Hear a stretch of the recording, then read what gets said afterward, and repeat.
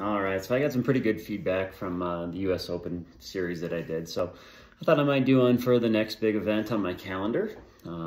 It's the 2022 Colorado Open. This one probably won't be as long, but this particular one might be because I've got, a pretty, the Colorado Open's been a big tournament to me in my life growing up here in Colorado. Ever since I, started playing tournament golf. I grew up at Coal Creek, working at Coal Creek, and I just remember every time I go out with the good players, the pros that worked in the shop, or some of the CU golfers, we'd have a skins game and play for a few dollars, and at the end of the if they were paying out or collecting, they always busted out one of these, a Colorado Open money clip. And I just remember being so jealous of that, when I was like 17, 18 years old, trying to get good at golf. I just thought that was so cool. So I'll go back to that in a little bit, but about 2 weeks ago, I earned an exemption. I was already signed up for a qualifier and luckily got to withdraw from it. It's held at Green Valley Ranch.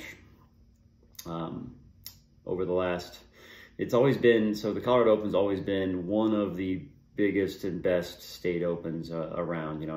When I was back in my professional playing days, we would travel around to like Wyoming Open, Nebraska Open, Southwest Kansas Pro-Am, you go to all these tournaments, and, generally speaking, first place check would be, $7 grand, 10 grand, 8 grand, 6 grand. And the Colorado Open was always like 20 some grand, 25,000 or 30,000. And, it was always one of the bigger money events, and therefore always got better fields. People would take note from all over the country to come play for that first place check. And it's actually grown a lot. I think this year they've got sponsors. They're putting up $100,000 for first. Not only for the men, but for the women as well. I think they're the first state open to ever put a six-figure dollar amount on the women's open. So that's unbelievable. And, they continue to, be a very prestigious event. So, $100,000 first place prize gets a lot of national attention amongst anybody that's trying to play golf for a living. And, in this case, the drop-off's pretty precipitous from first to second. I think second place is like 15 or 20, and third place is like 9, and it drops off pretty fast. But they get to advertise that big first place check, and so it becomes a pretty loaded field. In fact, I remember they've been doing this big first place check now for about probably 7 or 8 years, and I remember playing it in, and the cut would be like 2 or 3 or 4 over par. Before they bumped the purse up in a big way. And, nowadays the cut's 2, 3, or 4 under par. And it's not because the golf course is any different or the equipment's any different. It's just that many more good players come out to try to qualify. Qualifying scores are much lower. It's just harder to get into than it ever used to be. And it was already hard to get into. So anyway, the Colorado PGA gets like 20 some exemptions from the Colorado Open Golf Foundation or whatever, the people that run it, and they get divvied up between last year's point winners. So we have a points list for all the section events that I play in. Last year I did not. They give out 17 to the top 17 on the points list. I didn't make it. I didn't play good enough or play enough events, however you want to look at it. And then they save like 5 for every professional stroke play event, like not pro-ams, but like every pro-only event, they give away 1 exemption to the top finisher who's not already exempt. So a couple weeks ago at Harmony Club, I shot a pretty good round, 3 under, finished 6th out of 65 players, and everybody in front of me happens to already be exempt. So that spot fell to me, and I'm was pretty excited about it. I had some goals for this year. My performance goals were to try to just do one of the following. I either wanted to get to the finals of US Open, play in the Colorado Open, or the last one is advance to the Professional National Championship, which happens at our section championship here in September. So so far this will be the second out of the 3 that I've gotten. So I'm pretty pumped about that. And this morning I happened to be looking at the golf course, Green Valley Ranch, where they hosted, and it just kind of brought back a whole bunch of Colorado Open-y kind of memories, both good and bad. I've had some really good success stories, both in the tournament and in the qualifier, and some just horrible rounds, you know, that I'll talk about here in a second. So anyway, going back in time, I've always been fascinated with this tournament. You know, it's been one of the best tournaments. It's always been the biggest tournament in Colorado that wasn't on the PGA Tour. You know, there wasn't the International or Korn Ferry Tour event. You know, it's the one tournament where pros and the top pros in Colorado and the top amateurs, plus people from around the country, they come out for this thing.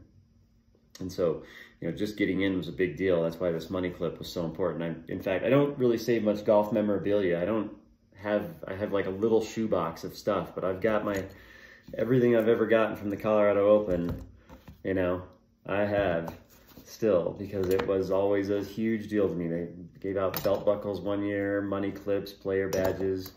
You know, I've played in, I guess, 7 or 8 or 9 of them at this point. But it's been, I was decided to look and see when the last time I played it was. And it was like 2014 was the last one. And I played in it in 2014 and 2013. And those were in the, like right in the heart of the start of my like demon days when I had driver demons real bad. So somehow I got into those events. I know one year I qualified, just it was a miracle. I didn't even bring my driver to the qualifier, just played with like a 3-wood and somehow got through it. I've gotten through the qualifier and playoffs several times, which are very nerve-wracking, but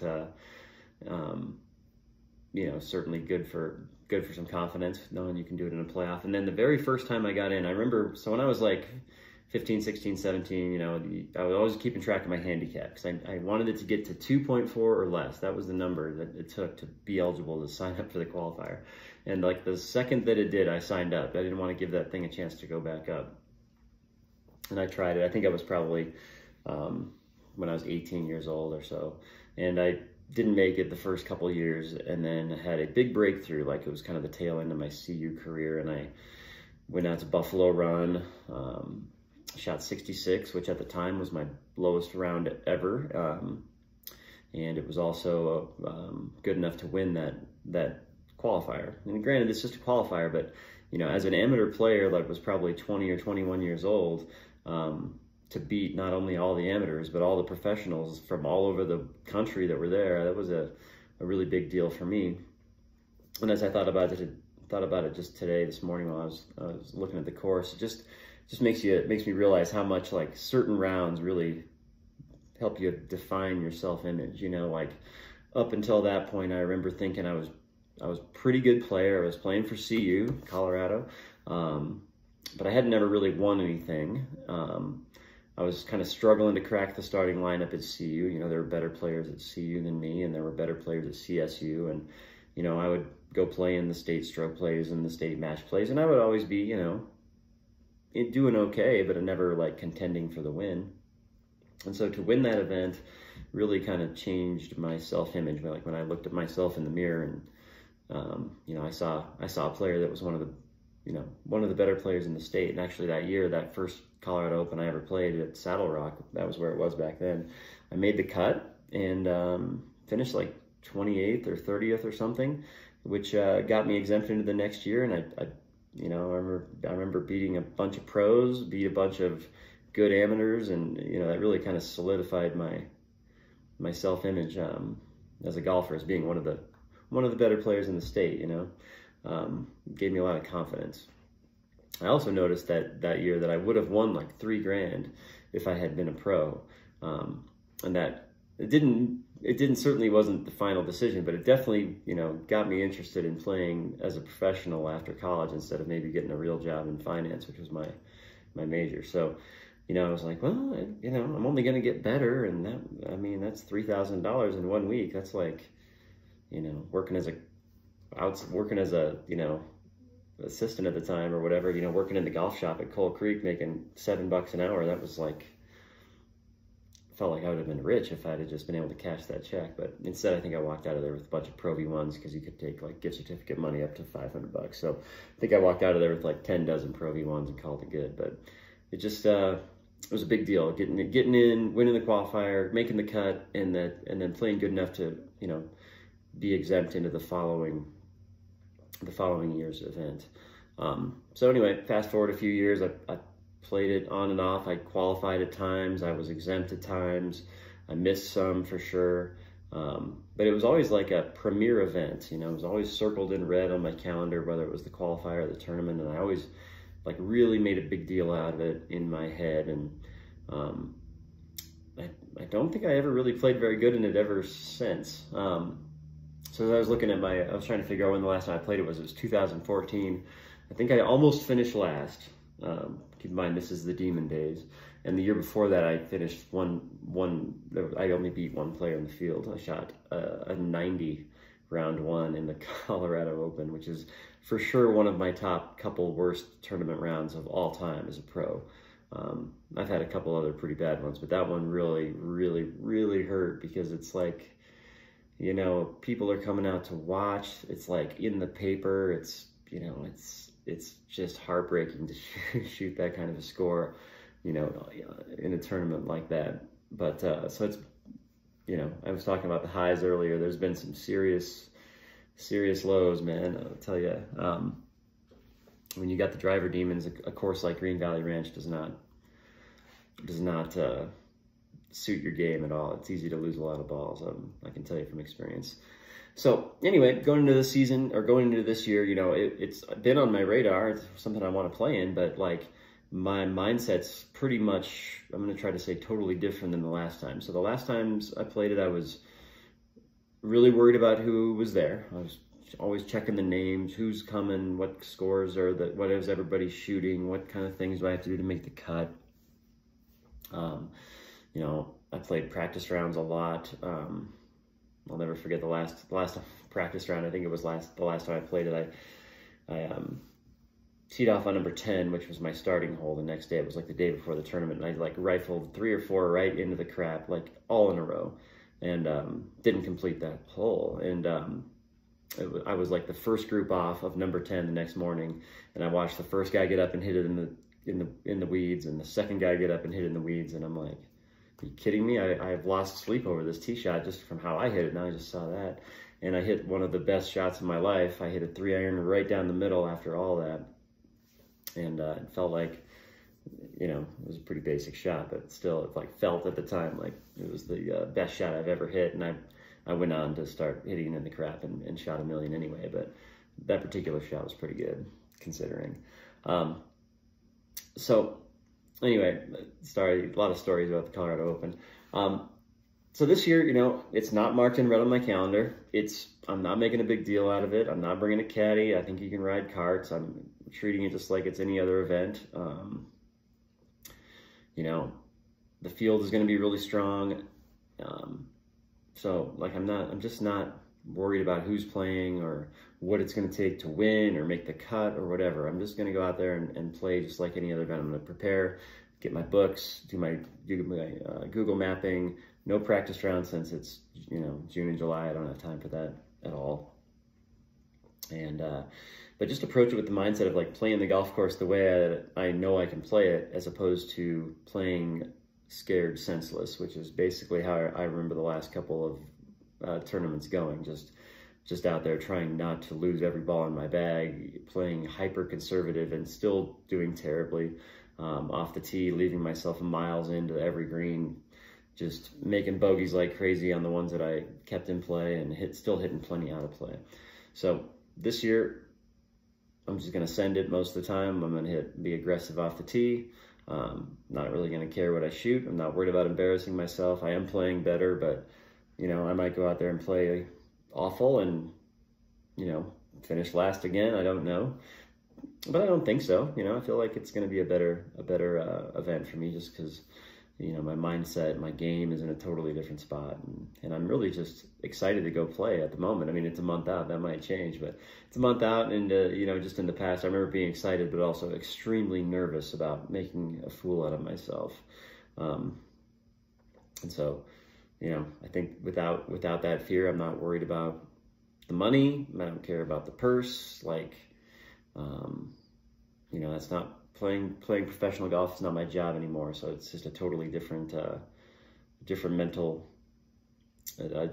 monster when you're not playing for the money, when you're just playing just because it's fun and you want to see how good you can do. So anyhow, I think that's all I have to say about this one. I'll probably make a couple of follow-up videos, maybe before the tournament or after it. But we'll see how it goes. I'm excited to play and excited to see how my new game and mental state affects my performance. All right, so it's Tuesday, July 5th. Next big event's Colorado Open. Got a couple other events before then, but they're at courses that I've already scoped out. So I figured I had the morning off. I'm going to go over Green Valley Ranch, and I'm just going to kind of walk you through my process. I've got my book. I'm going to be writing some notes in it, just kind of planning out the tee shots and just paying attention to what kinds of approaches I will have in. It's a little ways out, but, I always like to may as well take the time to prep now since I've got the morning off. A couple things with my game. I haven't played many tournaments in the last little bit. It's kind of a slow time of year for me. I've been practicing and playing a couple casual rounds is all. But, goals for this tournament, keep it in play off the tee, of course. From a mental standpoint, try to play without fear. That was, the last couple times I played here, as I mentioned in the earlier video, played a very fearful game. The field will be strong. There'll be a lot of good players there, and whatever about the cut and the score and all that stuff. I just want to like play like I know I can, and not tee off every hole just. With a fearful mentality and fearful strategy. I just want to go into it with a, optimized strategy, not necessarily aggressive, but just optimized. In other words, if there's room for a driver, it's a driver. If there's not room for a driver, there's room for the next one, we'll go from there. So I'm going to set up Google Earth here and just kind of show you how I do it. Since I don't think I've ever done it for like a whole round for this video series. I've certainly talked about a few holes. It's been a few years and I've done recaps and stuff, but just going to show you how I go about it. It takes about 15, 20 minutes, and we'll go from there. All right, number 1 in Green Valley Ranch. Zooming in here, back tee box. Not sure if I'll be teeing off on 1 or 10 just yet, but I like to go out to driver distance first, which is for me on average like 330, 340. Certainly that can change depending on wind and things like that, but we'll just plan on 330, 340 total, 320, 310 carry for driver. Next club down is a mini driver at the moment. It's like 290 to 300 carry, 310 total. And then my 3-iron goes about 260 carry, 275 total. So keeping those in mind. So I'm just kind of looking at yardages for all that. So number 1, if I got to 330, from findable to find, I'm just measuring findable to findable, so out of bounds. So it's 69 yards wide, which is, within my reasonable window. Now, some of this might be a little native-y, across the path. That might be a little bit shmooey. So something to note. Now, if so driver's possible. I'm gonna make some notes here. And then mini driver puts the bunker more into play, but it is wider there, so 76. So as I'm writing these notes down, for number 1, it'll be, I'm going to put 68 at 340, 76 at 310, and then 3-iron, about 275. So definitely the widest part of the fairway. Leaves me short of the bunker, also about 75 yards. And that would leave me 140. So 75 at 275, widest fairway equals 140. So, you know, wouldn't shock me, you know, even though it's kind of wide enough, you can see it bottlenecks a little bit. In 140 or 150, and it's still a comfortable wedge range. So whether I had driver or 3-iron, I'm going to have some kind of a wedge in. And, you know, even though, you know, people score better from closer, like the difference between 100 and 140 isn't too great for me. So likely hitting a 3-iron there, just for the, you know, widest part of the fairway. Number 2 is a par 5. Tree in the middle of the fairway, so that's awesome. You know, there's driver, it's 93 yards wide. I mean, I don't have to do anything else, it's driver. 2 is driver. I'm also writing down, I'm taking notes of my approaches. So wedges, we got irons, 7, 8, 9, mid irons, wedges, and long irons. And this is all include the par 5s and the par 3s, just so I can kind of plan my matrix. So the first hole was a wedge.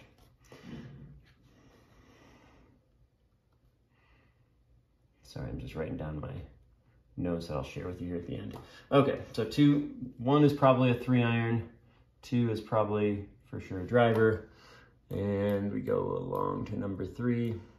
Oh, by the way, if I hit driver on 2 and I can go for it, if I can go for it, it's going to be a long iron in 225. And if I, you know, end up kind of behind the tree or in the rough or something, obviously it'll be like a wedge style layup. So, but I'll plan on going for it if the conditions present themselves. Number 3, you can see here it's like a reverse bottleneck. So the farther up we go, get up into that 330 zone, it starts to widen out. So that's for sure gonna be driver, 78 yards wide. It leaves me 100 yards in. So driver there, and a wedge in. Next hole is a drivable par 4. They sometimes move the tee box around, but it's typically like right here. And it's 304 to the front, around the green. You know, it is tricky around the green. It's like 65 yards wide. So that will likely be a mini driver, and just a chip or a pitch or a bunker shot. Like, I mean, you know, I'm gonna hit it at the green on that hole, not laying up because it's wide enough. It's 65 yards wide. Next hole's a par 3. It's like if I remember right, it's like a 190. I don't know, it's a little longer, 215. So longish iron. Just making a note. 2 long irons. Next hole, they added a new tee box here. Get this over here, so there we go. Downhill a little bit. You can see there's a cutaway right there. It's 73 yards wide. It's driver. And if I hit a good drive, it leaves me 130. So we'll wedge in. Next hole, we tee off from back here. It's a weird tee box. They take this tee and they walk across the bridge. Now these trees on the right are really tall, so you don't want to get up too close to them. They start at 320 and it bottlenecks right there. So, you know, even if you're here, like at 311, you probably have some tree trouble. How far back do we need to be? If I hit a 3-iron, that leaves me pretty far back. 3-iron leaves me 125, but for sure no tree trouble. It's gonna be a 3-iron. And it's gonna be a wedge in. I could hit mini driver, but that like takes out the right side of the golf course. Like if I hit mini driver to 300 yards, I have to aim, I basically have to be on the left half of the fairway. Anything on the right certainly is blocked out. These trees are pretty tall. And this right side, if I remember right, it like dips down. So you're kind of down here in this dip with these high trees, and you're kind of in trouble. So I don't see myself hitting the shot into there. Next hole's a par 3. And it is like 8-iron or 9-iron. Yeah, it's 170. So short iron, make a note. And then the next hole is number 9, par 5. Split fairway. The tee box is way back down in here. And so definitely widest at 310, which would be mini driver. Let's just see how wide that is. 75 yards at 310. So it could be mini driver. What would that leave me in if I hit mini driver? It's kind of a narrow approach to the green, 291. So that's probably I don't know that I would necessarily go for it from 290, trying to hit mini driver off the ground into a narrow spot. However, if I hit driver up here around 335, we've got 63 yards and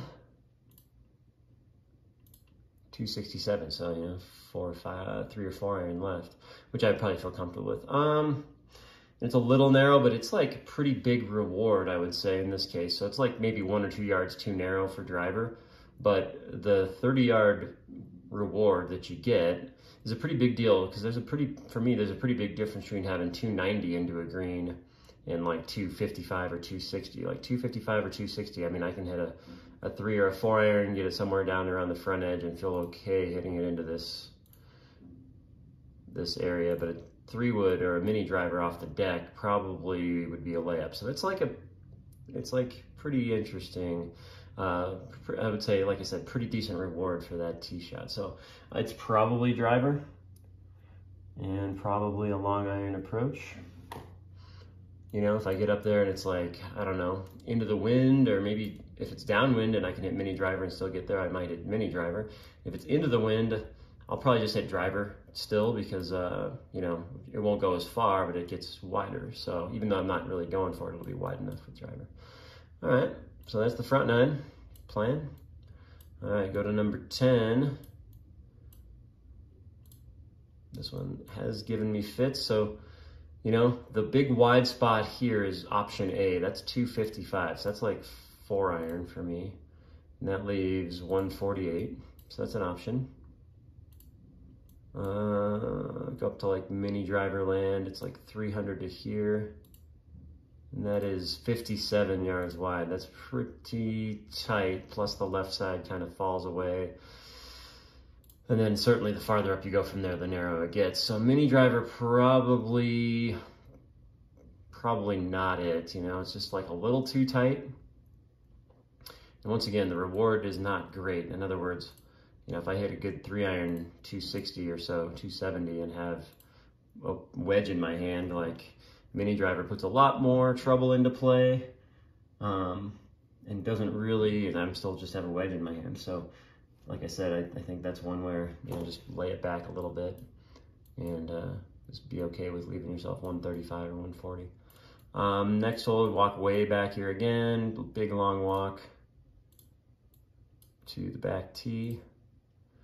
And if I go up to driver distance, bunkers at 330. So that's reachable depending on the conditions. It's a little uphill, just short of the bunkers, 67 yards. You can see it's kind of the same the whole way. So I think the target's going to be just short of the bunker. So it's either driver or mini driver, depending on the wind. If it's downwind, it might be mini driver. If it's wind calm, it might be driver. And that, no matter what, that leaves me 130, so just another wedge in. But that's the play, short of that bunker. It's either going to be a driver or a mini driver. I'm just making notes here. Probably mini driver, unless it's into the wind, which it shouldn't be. That usually a hole we play downwind. All right, next hole is a par 5 normally, but they play it as a par 4. So normally the tee is here, and they play it as a par 5. But what they do in the tournament is they put the number as par 4. They move the tee box up 1, giving you a whole 12 yards, and then make the par a par 4, like a long uphill one. Driver gives me 63 yards of findable. Mini driver gives me 70 yards, so it's wider there, but it does put the bunker into play. And then, you know, mini driver, if I hit mini driver, I still got 220 left. Is that out of bounds? I remember this being kind of catchy, like rough grabby, so I don't really want to leave myself more than 220. Puts the bunkers in play. I mean, what's the driver again?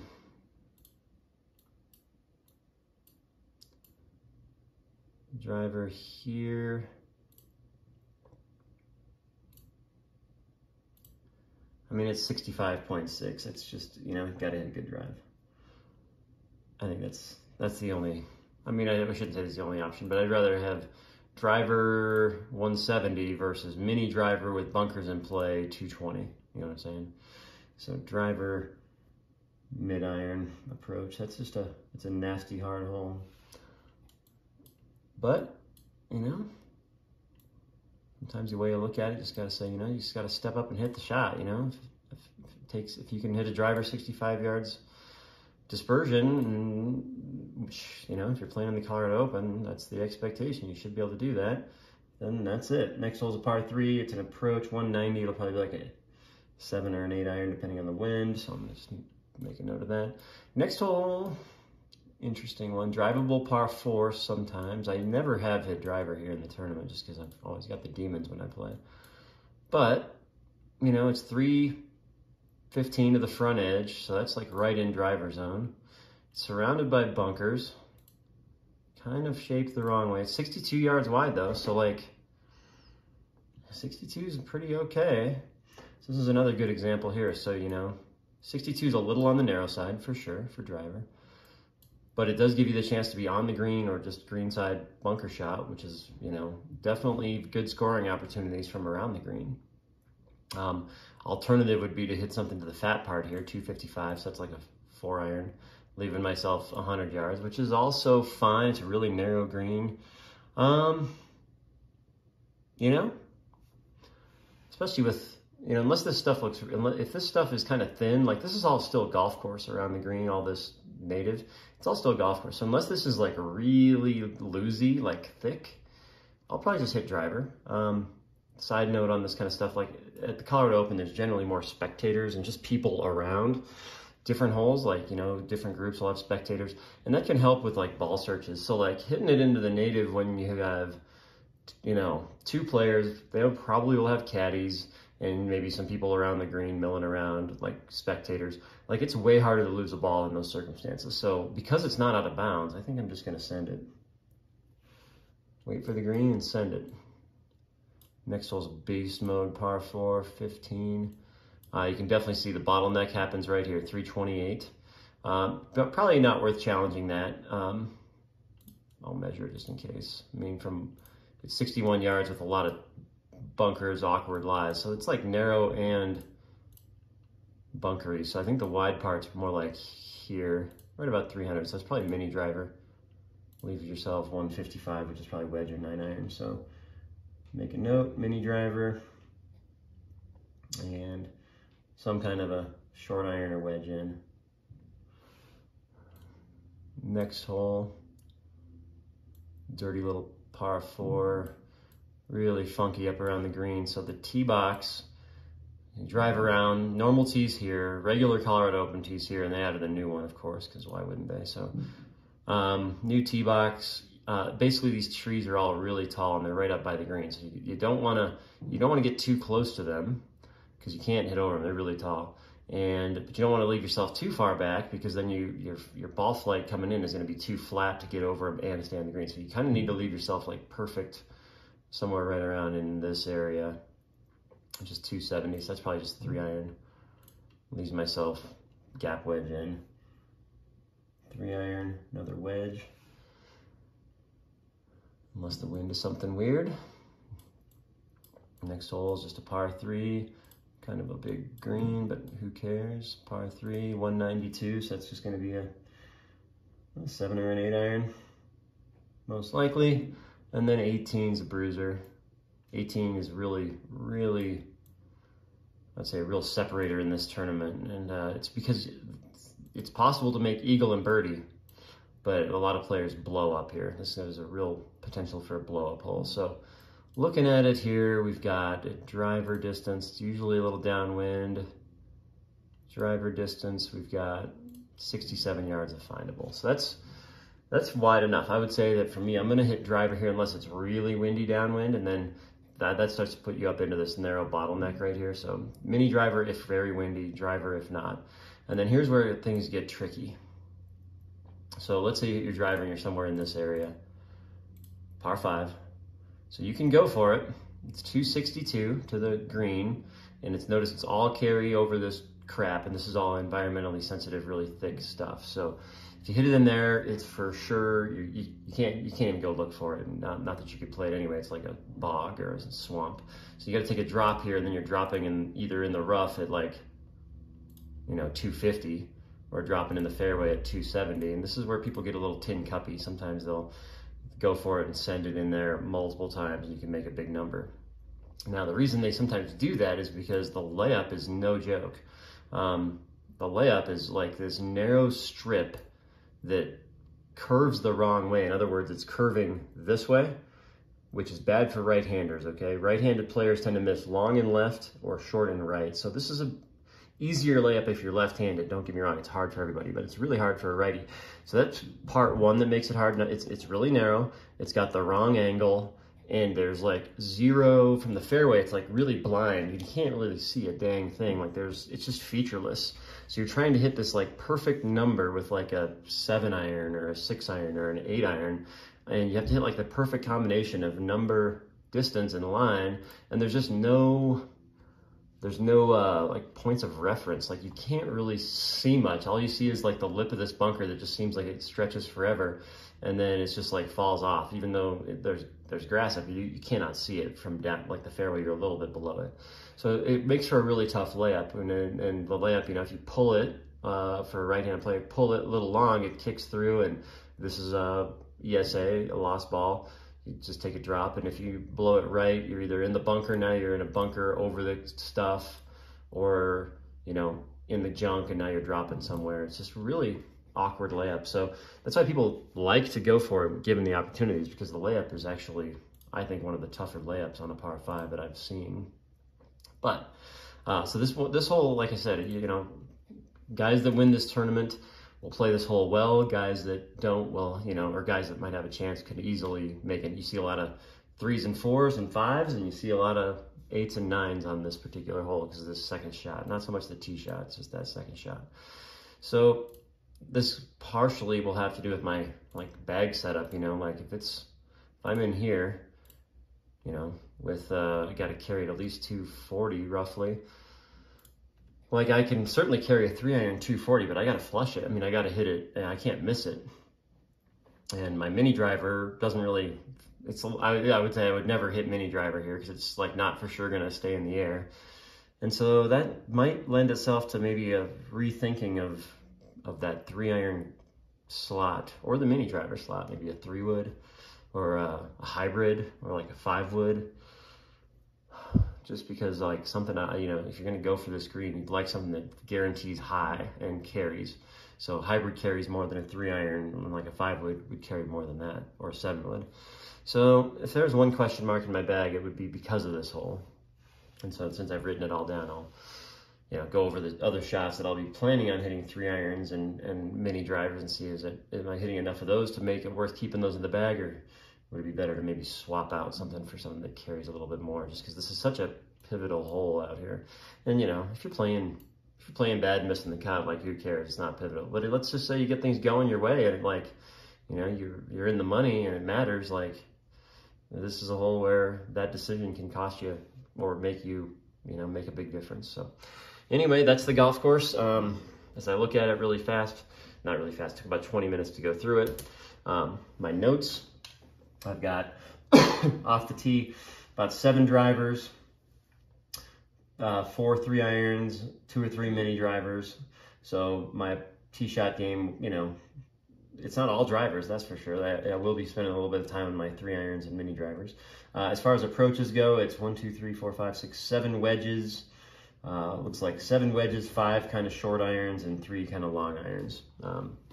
So nothing wild there. I'll just, make sure that my practice matrix reflects that a little bit. Be working on, my wedge game's been pretty okay lately, so I'll probably be spending more time on like 7, 8, 9 irons, since I've got 5 of those and some long approaches. So probably spend my focus time on the irons, at least more on the iron aspect of the bag, as opposed to the dialing in the wedge distances. Outside of that, I think as I look at it, the last time I played it, like I said, I was playing real scared. This time I'm gonna play it smart, not necessarily crazy aggressive, but you know, aggressive where I can and not be scared about hitting it in the junk. I probably will hit 1 or 2 in the junk, but I've learned over my years that, you know, if you're going to hit a driver in the crap, you're just as likely could have hit a 3-iron in the crap, you know, if it's the same, you know, unless the 3-iron spot's significantly wider. So anyhow, hopefully that makes sense, and I will probably won't post anything until either the day of or maybe some round recaps after this tournament. All right, so there it is, Colorado Open. You know, I wrote it all down a little bit as I was going. I don't think I'm going to get a practice round in. If I do end up with an open window sometime in July, I will probably try to, but I just don't see that really happening.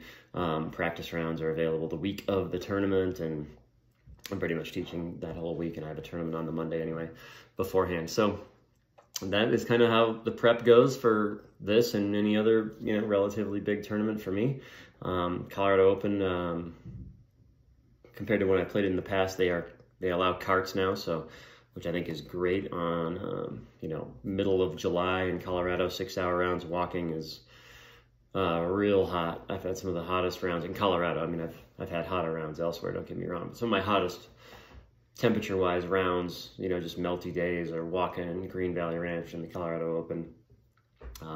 Seeing caddies and players go down with heat stroke. So I think it's a good decision for them to allow carts. I certainly will be taking one. I certainly love the shade. You know, all the, you know, not having to carry the bag or get a caddy or stuff like that. Spectators are welcome at the Colorado Open. I don't believe they charge for any admission for that. So anybody that's interested in coming out and watching, either myself or, you know, there's going to be a big field of really good players from all over the country. You know, it's certainly worth checking out for free.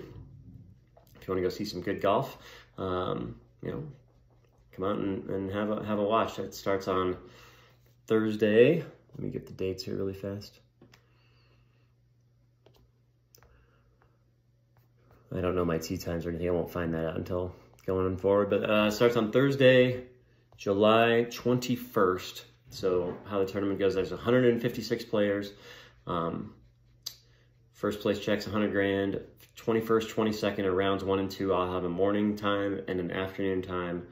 One of them off of number 1, one of them off of number 10, just like most professional tournaments. And then there'll be a cut. I believe the cut's pretty sharp down to 60, which is pretty, from 156 to 60 is a pretty deep cut. And then the players that make the cut will go off on the weekend, Saturday, Sunday. I think they all go off of 1 starting at like 7:30 or so. Pretty traditional tee times, just like a tour event or anything like that. But like I said, admission is free. People are welcome to come out and watch. If, like I said, if you want to watch, come out and watch me play a few holes, or, you know, have a look at the field, see if there's anybody in the field that you have heard of. Usually in this thing, you get a couple of people you may have heard of, but then by the weekend, you know, if you want to go watch some good golf on a Sunday, you know, go watch the final 2 groups on Sunday afternoon, play like 9 holes. You'll see guys playing for $100,000 in the last couple groups, and, you know, they're really good. They're playing for a lot of money. You know, $100,000 to a mini tour guy is probably more valuable than a $1.5 million first place check on the PGA Tour. I mean, in how it changes somebody's lifestyle.